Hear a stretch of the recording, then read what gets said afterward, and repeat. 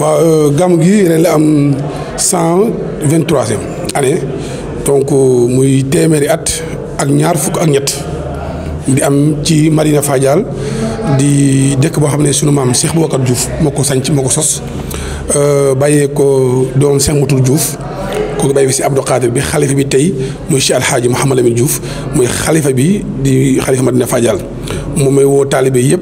ci mois de janvier bi le 20 bi si jàng yi nga xam ne mu am fii Madina Fadial di woo jullit yi di wax képp ku wax ashadu an laa ilaaha illallaah wa ashadu anna Muhammadu sëñ bi mu lay woon di wax nag li nga xam ne moo fi dajale tey muy wàllu CRD bi daje fi ak sous-préfet ak ñëpp daje fi waxtaane gàmmu gi daal comme ni nga xam ne noonu la xalifa bëgg mu amee gan yi ñëw si jàmm dellu si jàmm ci wàllu sécurité bi wàllu courant bi wàllu ndox mi waa Croix-Rouge waa Sapor ñoom ñëpp ba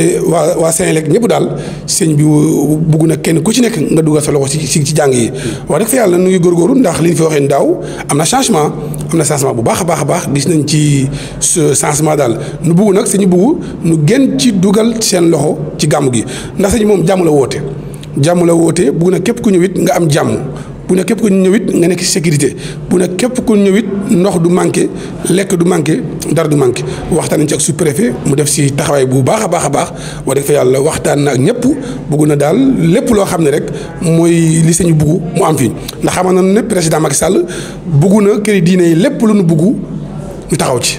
wa def yàlla ñu di ko gërëm moom président Macky Sall parce que tamit gis nañ taxawaayam rafet na ci kër diine yi taxawaayam tamit rafet na ci jàng yi di gërëm tamit waa mairie bi di wax ñoom it ñu yokk góorgóorlu ci jàng yi yokk jox sëñ bi nopp ci li mu bugg ci dëkk bi ñu gën ci taxaw incha allah rabi ci kattan yàlla. waaw daaw amoon nañ ci ay jafe-jafe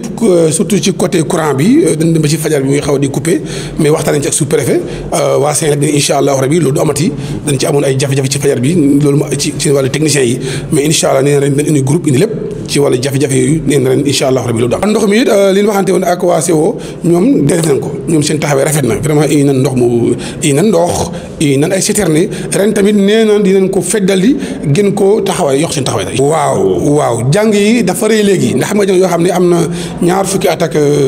ñett téeméer ak ñaar fukki ñett loolu du ay caaxaan.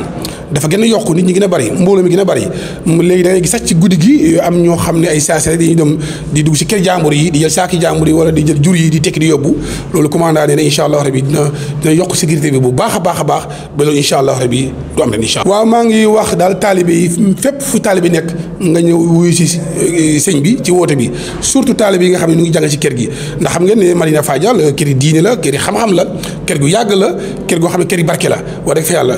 sunu maam depuis mu jógee fi ba tey kilifa yi fi bàyyi dañ koy ñongal di ko taxawal bi xalifa bi ñu ñaanal xalifa bi nag mu yàgg fi loolu te wér ndax jàmbaar la taxawaayam rafet na ci taalibe yi ak ci njaboot bi li muy uut yëpp ci Madina Fadial du pour moom pour taalibe yi la ak dëkkandoo yi ndax moom moo ëmb Mbang Fadial amul jàng yoo xam ne em na ni jàng yi Madina Fadial amul département de amu fi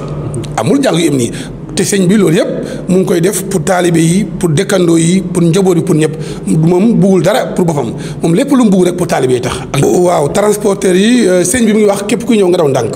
loolu daal bugg na parce que bugg na képp ku ñëw ñibbiwaat say njaboot ak jàmm ak salaam moo tax bugg na képp ku ñëw nga daw ndànk dal ndànk incha allah rabi ci kattan yàlla te bëgg it ñu jàppale ñi nga xam ne mooy garage si Mbour Joal ba Djifir ba Sambadia ba Fimela ba Ndios moon ñu jàppale gan yi oyofal leen bu baax a baax ci paas yi ak bagage yi bañ nag ne lii gàmmu la dañ ciy profité déedéet sëñ bi daa bëgg na mu leen talal loxo pour ñu jàppale gan yi mooy chauffeur yi oyofal paas yi oyofal bagage yi incha allah ci kattan yàlla. Tout d'abord, merci. Nous rendons grâce à Dieu, le Tout-Puissant, qui nous a permis de nous réunir aujourd'hui ici à la mairie,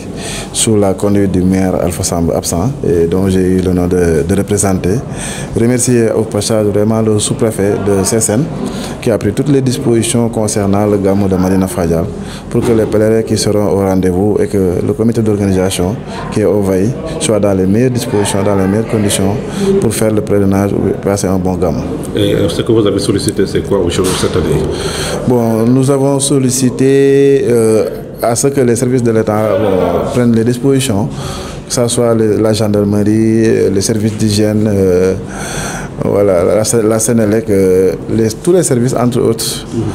qui interviennent au niveau du Gamou prennent les dispositions pour que les prélèves qui seront au rendez-vous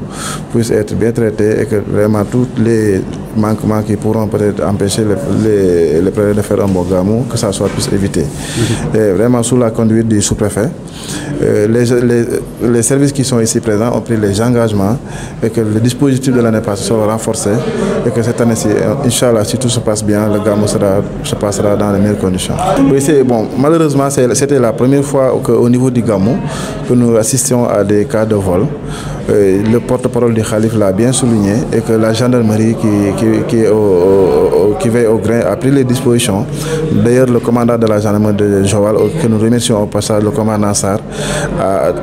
clairement dit que cette année-ci, il y aura des renforts et qu'au niveau supérieur, il a demandé que les dispositions soient renforcées pour que vraiment dans l'ensemble, que tout se passe bien. Donc, par rapport à l'eau, le représentant du CO aussi, que nous remercions au passage, a pris les engagements et que, Inch'Allah, si tout se passe bien, ces engagements seront respectés pour que tout ce qui est peut-être des problèmes liés au manquement d'eau, que ces problèmes-là puissent être évités. Pour la sécurité, c'est comme si, bon, je viens de le dire, hein, le commandant Sen nous a rassuré la famille, a rassuré aussi le sous-préfet et le maire que les dispositions sécuritaires seront prises et que, Inch'Allah, tous les prélèves qui seront au rendez-vous rentreront sains et saufs. Ça vraiment, c'est une question importante. Nous demandons à ce que les chauffeurs qui est un maillon indispensable pour le bon déroulement des Gamou, nous les invitons à rouler doucement, à prendre soin des pèlerins, à éviter vraiment tout ce qui peut causer le pire. Et Inch'Allah, nous implorons le bon Dieu qu'il nous donne grâce et paix pour que le Gamou se passe dans les meilleures conditions. Les appeler à venir, comme ils le font chaque année, venir massivement répondre à l'appel de Dieu, à l'appel du prophète Mohammed, paix salut sur lui, à l'appel du Cheikh Cheikh Boubacar Diouf, mais à l'appel de Cheikh Cheikh Saad Bou Diouf, que nous rendons grâce. Nous leur demandons de venir passer le Gamou, comme ça se fait tous les jours, tous les ans, et qu'au rendez-vous, vraiment, nous demandons à ce que tout se passe dans les meilleures conditions, qu'ils viennent et rentrent comme ils sont.